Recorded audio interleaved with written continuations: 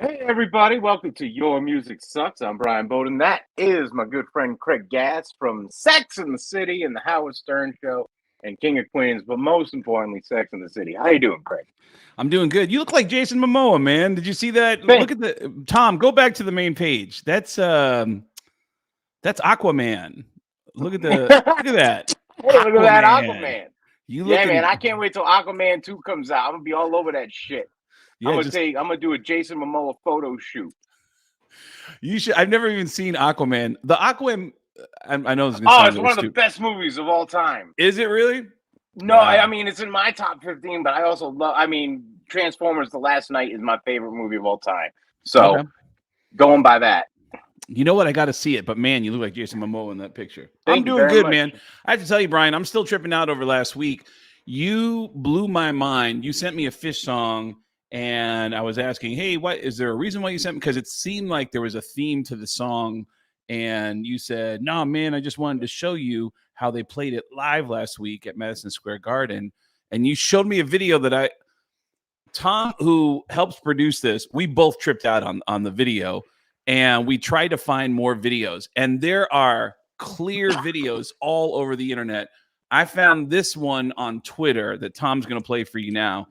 And this video, I must have sent this to like 10 different people. Like, look at Yeah. these whales. And then right now, here comes a dolphin going right towards you. Boom. Zoop. Look at that shit. Yeah. It was like Mythbusters last week after the episode. After the episode, we had like a little Mythbusters session, you, Tom, and me, because you guys were convinced that I think Tom was convinced that it was a hologram, and you're like, no way, it's a balloon. And I'm like, I don't know what it is. It's just messing with my brain, and I love it. I, And we've dissected so many videos last week yeah, of these dolphins. I think I thought it was a hologram first. And Mm. then Tom said, no, man, I think and then we started going, wait, I think it's one of those mechanical things like you see at NBA games that go over the crowd and drop little certificates. And that's exactly what we found on some of those whales and dolphins. They do Mm. have, you can see little motors on the bottom of them. But man, that is the most modern, sleekest design. It's crazy. That was It's beautiful. It was a it's the beautiful thing. first time I ever saw something that made me go, man, I want to see that. I want to go to a fish show just to see that. Yeah, So man. you're Always a fun tricking me. surprise at a fish show.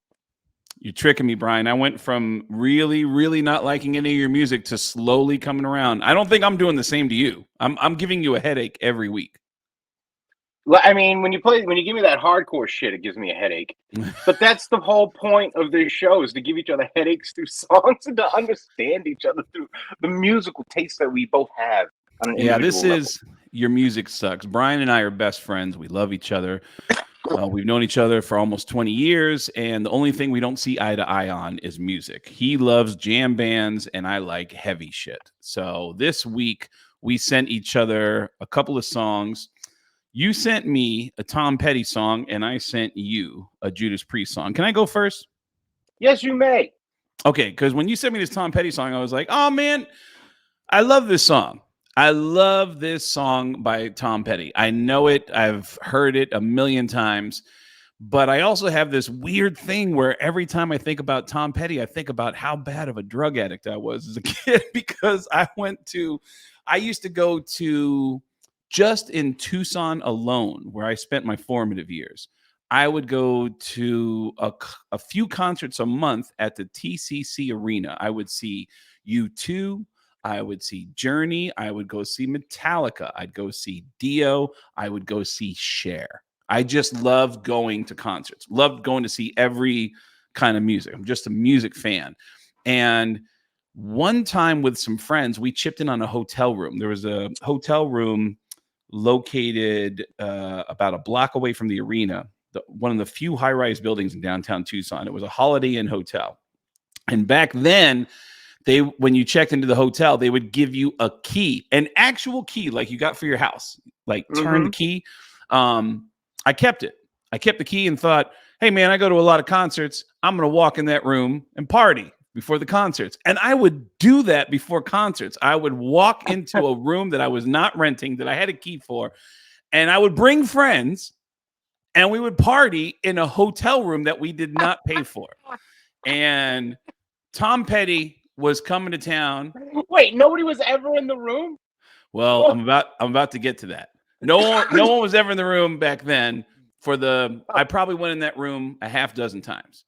And then my friend Pat Mills, I shouldn't be mentioning all the names here, but my buddy Pat, he actually doesn't. MILLS. He lives in Detroit now. My friend Pat Mills. What's the address? I'll tell you right now. He lives in Livonia. Okay. And what street did he grow up on, Craig? Well, Pat actually doesn't do any drugs. Mom's maiden name. Pat actually doesn't do any drugs. I was the bad influence. In fact, Pat and I had this strange friendship where he wasn't interested in doing drugs. I was. And we would sneak away at the apartment complex that we lived at so that he could sneak away and smoke cigarettes when he was like 16, 17 years old. And I would smoke weed.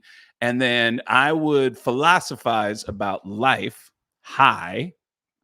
And I always got validated by Pat, who was not smoking pot. And he'd go, man, that is so true. Like, and I was like, man, I am onto something because he's not high and he's agreeing with everything I'm saying. So I'm really like, do you philosophize much when you're high, Brian? I do. I philosophize all the time. And do your friends who don't smoke pot validate what you're saying by saying, man, I never thought about it that way? Yeah. So it makes you feel smarter, right? Mm-hmm. And I remember like in all the years, our big conversation always kind of went around the concept of what is the meaning of life? Why are we here? I don't understand. Why are we here? And it was like an ongoing conversation for years. This is unrelated to my Tom Petty story, but one day I went out into the desert with a Coke can and I smoked weed out of a Coke can. And I sat in the middle of like an area where a bunch of cactuses were cacti. And I don't know what happened, but it hit me. The meaning of life hit me in a way that was so clear. Like I got it. Point A, point B, point C. I saw the whole thing. I understood why we're here. It was like God opened my mind up and I understood the meaning of life. And I raced home and I called Pat. Pat's mom picked up the phone. Is Pat home? No, he's at work. Okay, this is Craig. Tell Pat to call me as soon as he gets home. 20 minutes later. Is Pat back yet? No, Craig. He's at work. Okay, well, tell him to call me. It's really important. And I was like, man, I got the fucking meaning of life. And then I called again and again to the point where Pat's mom said, Craig, he's going to call you when he gets home. Stop calling. And I was like, God damn it, lady. And I was really... The meaning of life. I got the meaning of life. I was really high. And at that point, I had eaten a bunch of cookies. And I was like, fuck, I'm going to take a nap. Passed out. Phone rings a couple hours later. I wake up. I'm kind of out of it. And I pick, hello? Craig, it's Pat. And I was like, hey, Pat. What's up? You called me? You called like 5 times. And I go, oh, yes, Pat. Oh, my God. Yes. Pat, oh my God, earlier today, I went out into the desert and I smoked some weed and it fucking hit me. All the conversations we've been having about the meaning of life, I figured it out. I've got it. Like it's crystal clear. And he goes, you're kidding. What was it? And I said, it's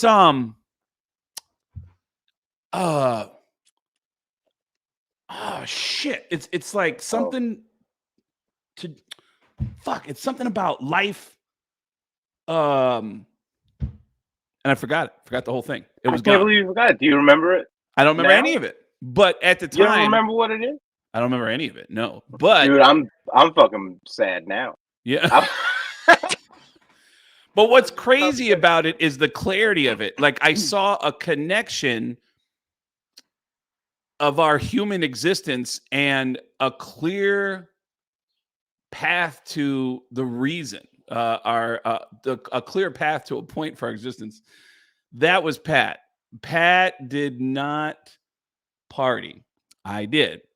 Tom Petty's coming into town. I know some people who work with Tom Petty, so I can get us in the show for free. Pat says, I want to go to the concert. I don't want to go to the concert, but I'll go to get Pat and his friend Lori into the concert. This is at a peak time of cocaine for me. Cocaine in Tucson, Arizona was very cheap and very pure. If you like cocaine, Tucson is your place.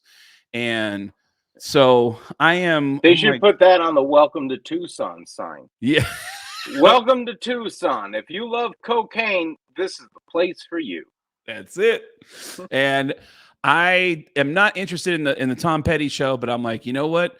I'll get some Coke to enjoy this. And I got a lot of Coke. And I went downtown early because I wanted to get started early. And I did just that. I this time went into that empty hotel room alone and started doing Coke alone. And Coke, after a few lines, if you've been doing it for a while, makes you paranoid. So I started getting paranoid in the room to the point where I was like, someone trying to open the door? Oh, shit, someone trying to come in here? And I started getting really freaked out. I was like, I got to get the fuck out of here. So I went downstairs to the bar at the Holiday Inn, drank a bunch of beers, some Jack Daniels, tried to like mellow it all out, and went to the bathroom near the bar. And I'm not in a hotel room where I can have a table to chop everything up with. So I'm like, fuck it, I'll just get a key out and I'll just, and that's kind of messy. I see rocks falling on my shirt and I'm like, fuck it. And I head to the arena to pick up my tickets that's under my name at the box office. My friend Pat is supposed to be meeting me there at the box office. And there are some religious people with signs outside the Tom Petty show for some reason, preaching the word of God. And for some reason, this religious guy zeroes right in on me and he says, "Are you lost? Are you lost, buddy?" And I said, "No, I'm going to the box office." He goes, "But are you lost in life?" And I said, "No, I'm good." And he goes, "Man, can I just tell you a few things?" And I'm like, and I kept thinking, like, why is he talking to me? And he was intense. He kept looking at me, kind of like looking at my face, just kept looking at my face. And I was like, "Yeah, man, I got to pick up my tickets." And I was kind of, it's uncomfortable when you're really high to have somebody in your face like that. Talked to him for a few minutes, got my tickets, and thought, all right, I'm a little early. Pat's going to be here soon. Let me go do a little more Coke. I go down to the bathroom, look in the mirror. There's cocaine all over my face. Jesus Christ, Craig. Like all around, not just like, it's not just outside my nostrils, it's across my lip. When I was in the bathroom earlier, I was too messy and it just got all up here. So I'm a 17-year-old Coke. I got tons of Coke and now I'm lost in life. Yeah. Now, for some reason, I think, oh my God, I still have 20, 30 minutes to kill. And I've been walking around. Have I been walking past any cops with this? I should probably do the rest of it and get it over with. So I head back to the hotel, go up the stairs or go up the elevator to the hotel room, put a key into the door, open up the key. The shower is on and there's a bong on the table now. And someone has just checked into the room and did some bong rips and got in the shower. And I went, "Oh shit," and slammed the door and got out. So someone like you who just likes to smoke weed was in the shower after some bong rips and heard someone open the door and go, "Oh shit," and slam the door. Now that can arguably make you more paranoid than all the Coke you did, I think. It did. It made me even more paranoid. So now I'm like, oh man, what if that guy's calling down the front desk?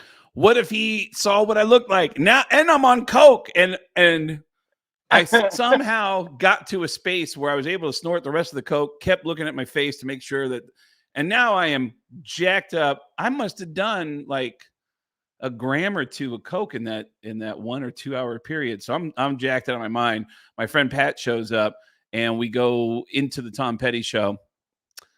It was the worst state of mind I've ever been in for a concert. And I just walked around the arena for 2 hours going, this show's got to end. This show's got to end. And I just, yeah.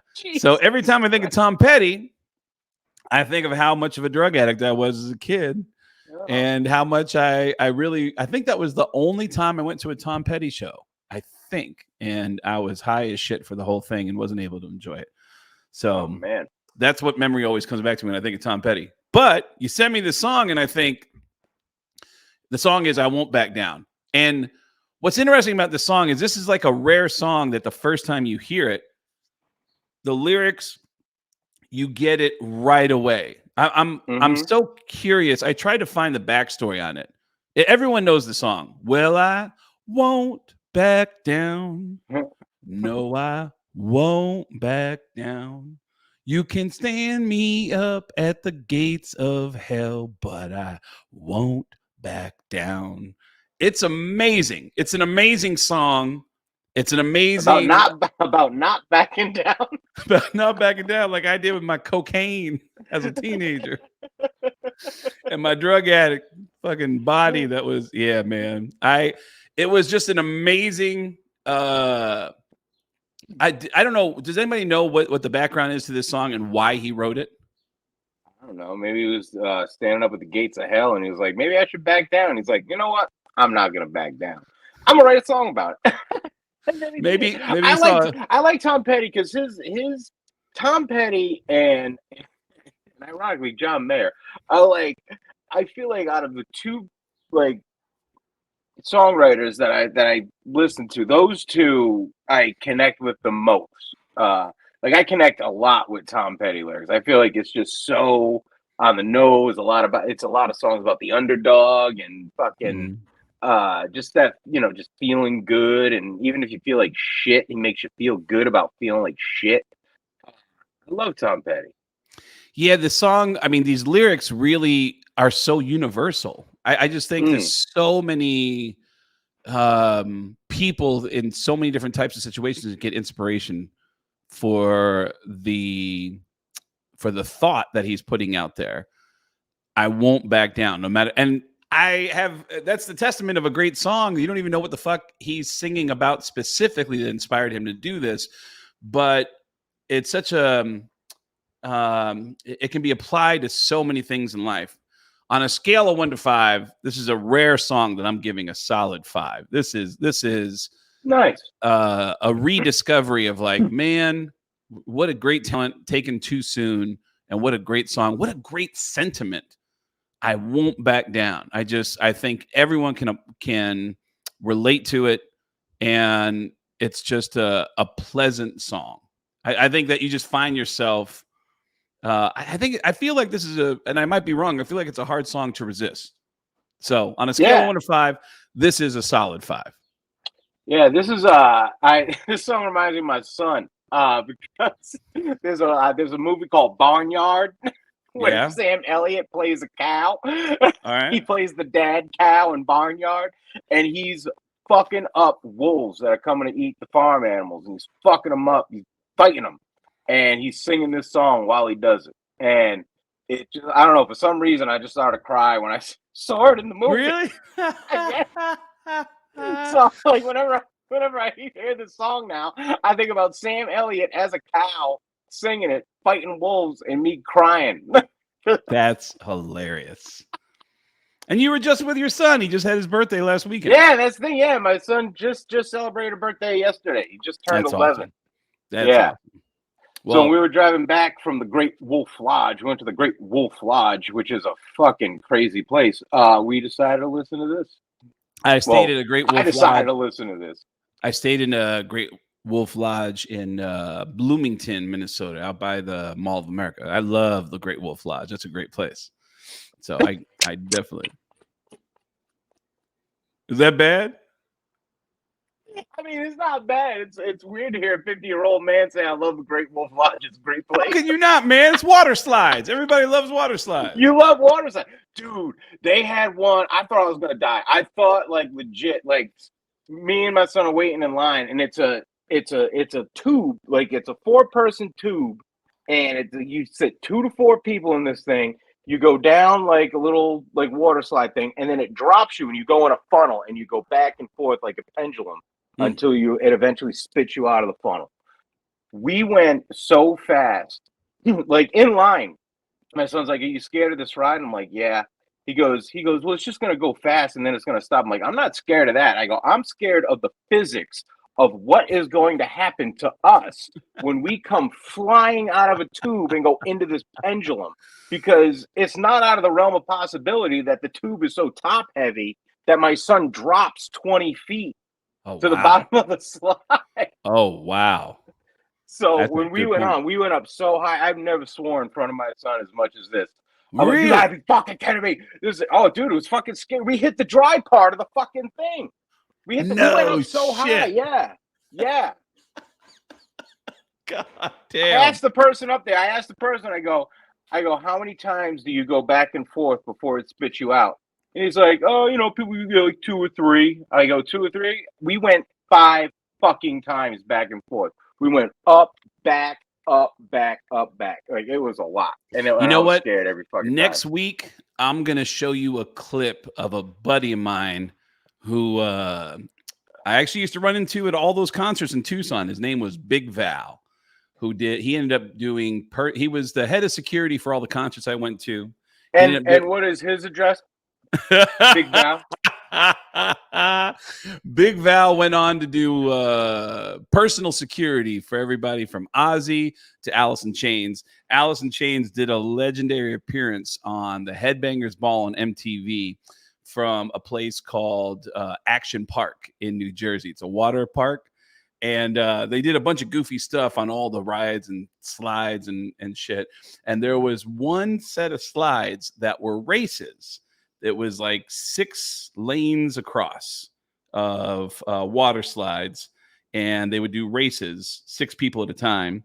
And they wanted Big Val to go up and do the race. And when he gets up to the top, it's all teenagers working there. And this teenager said, sir, it's the weight limit is 250 pounds. And Val goes, oh man, I'm about 270. And the kid goes, that'll be okay. Val was 380 at the time. 380. And the way he comes down the slide, you see all the kids coming down, and Val's coming down, and then Val just goes shh, like starts speeding across everybody. And the way that clip ends is majestic, and I feel like you'll be able to relate to it. So we're going to cue that up for next week.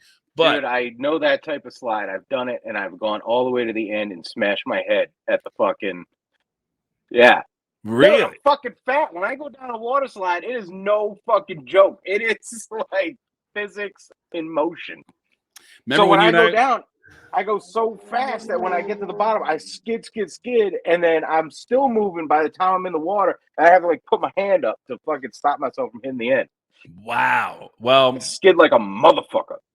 Well, I sent you a Judas Priest song. And have you ever Living After Midnight? I have heard this song. I've never heard this song in its entirety. Okay. I know the song. I just never heard it in its entirety. And I don't know, man. I think I'm becoming a Judas Priest fan. Really? This is like what, the second or third Judas Priest song that you sent me, and they all haven't been bad.